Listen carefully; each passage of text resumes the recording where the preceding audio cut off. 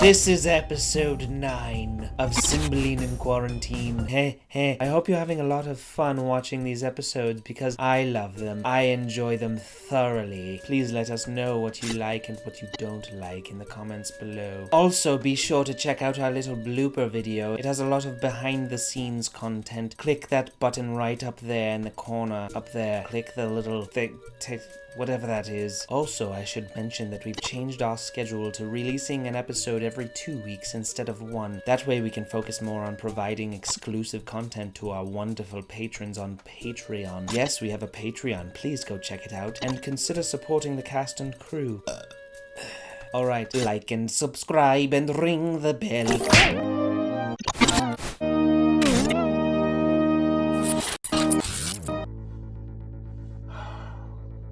Thus far. So farewell. Thanks, royal sir. My emperor hath wrote, and I must from hence, and am right sorry that I must report ye my master's enemy. Our subjects, sir, will not endure his yoke, and for ourselves to show less sovereignty than they, must needs appear unkinglike. So, sir, I desire of you a conduct over land to Milford Haven. Madam, all joy befall your grace, and you. My lords, you are appointed this office. So, farewell, noble Lucius.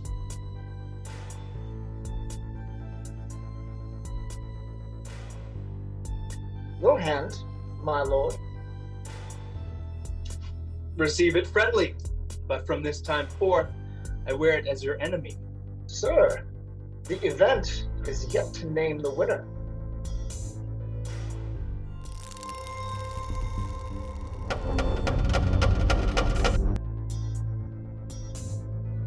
Fare thee well.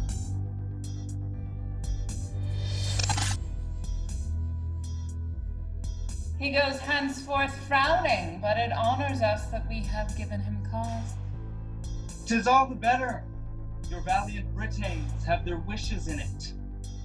Lucius hath wrote already to the emperor how it goes here. It fits us, therefore, rightly our chariots and our horsemen be in readiness. The powers he already hath in Gallia will soon be drawn to head, from whence he moves his war forward. 'Tis not sleepy business, but must be looked to speedily and strongly. Our expectation that it would be thus hath made us forward. But, my gentle queen, where is our daughter? She hath not appeared before the Roman, nor to us hath she not tendered the duty of the day. She looks us more like a thing of malice than of duty. We have noted it. Call her before us, for we have been too slight in sufferance. My royal sir, since the exile of Posthumus most retired, her life hath been the cure to, whereof my lord 'tis time must do. Beseech your majesty, forbear sharp speeches to her. She's a lady most tender of rebukes, that words are stroke, and strokes death to her. Where is she, miss? How can her contempt be answered? Please you, sir, her chambers are all locked and there is no answer to the loudest noise we make. My lord, when last I went to visit her, she prayed to excuse her keeping close, were too constrained by her infirmity. She should that leave duty unpaid to you, which daily she was bound to proffer. This she wished me to make known, but our great court was to blame in my memory. Her door's locked! Not seen of late. Grant heavens, that which I fear may prove false. Son, I say follow the king. That man of hers, Pisanio, her old servant, I have not seen these 2 days. Go, look after!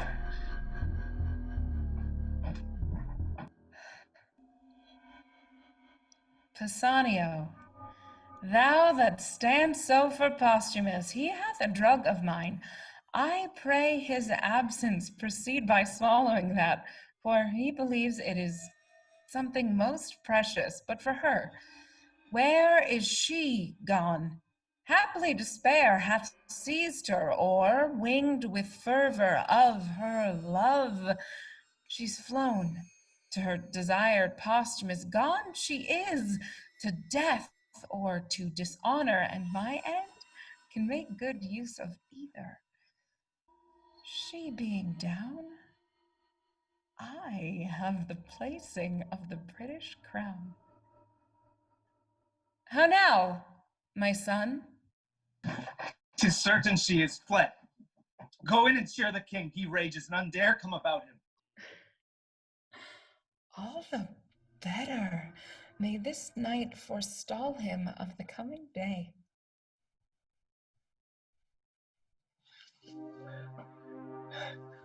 I love and hate her. For she's fair and royal, and that she hath all courtly parts more exquisite than ladies, woman. From everyone the best she hath, and she of all compounded outsells them all. I love her therefore, but disdaining me and throwing favors on the low Posthumus, slanders so her judgment, that what's else rare is choked. And in that point, I will conclude to hate her, nay, to be revenged upon her. For when fools shall... Who is here? What, are you packing syrup? Come hither.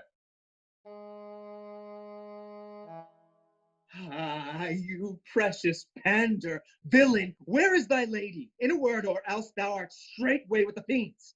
Oh, good my lord.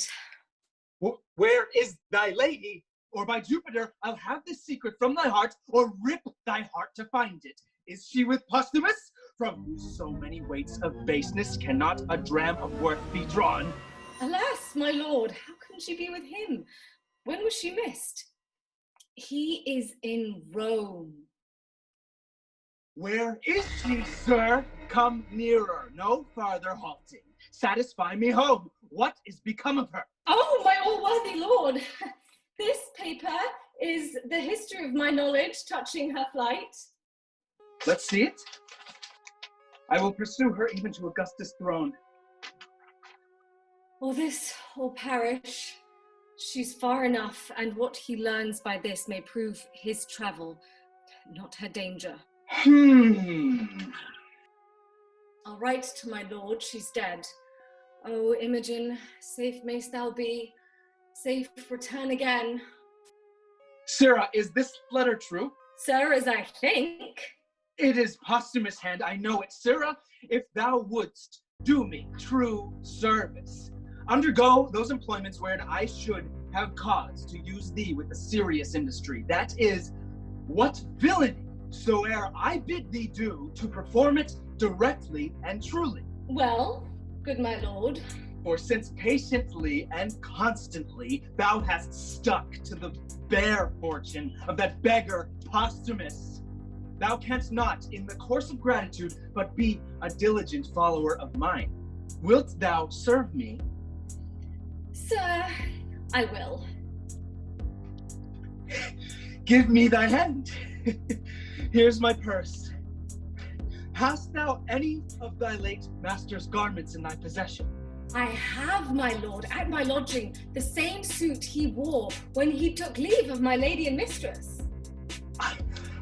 The first service thou dost me. Fetch that suit hither, go. I shall, my lord. Meet thee at Milford Haven. I forgot to ask him one thing. I'll remember it anon. Even there, thou villain Posthumus, will I kill thee. I would these garments were come.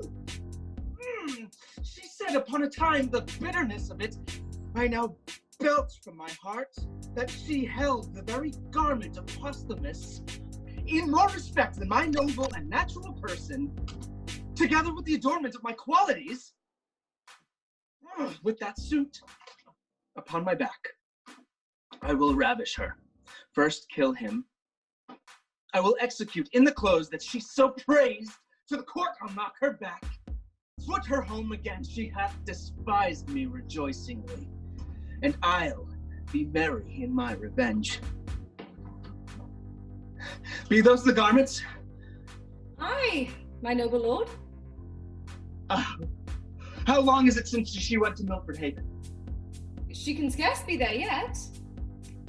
Bring this apparel to my chamber. That is the second thing that I have commanded thee. The third is that thou wilt be a voluntary mute to my design.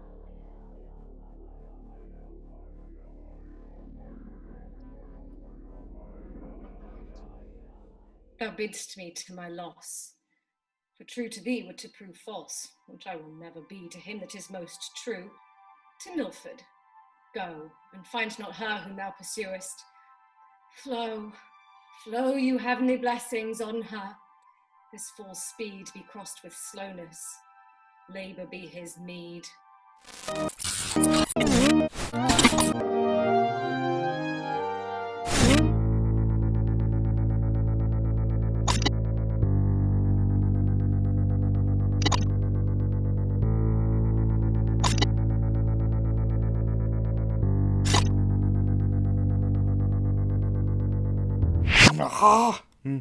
Excuse me.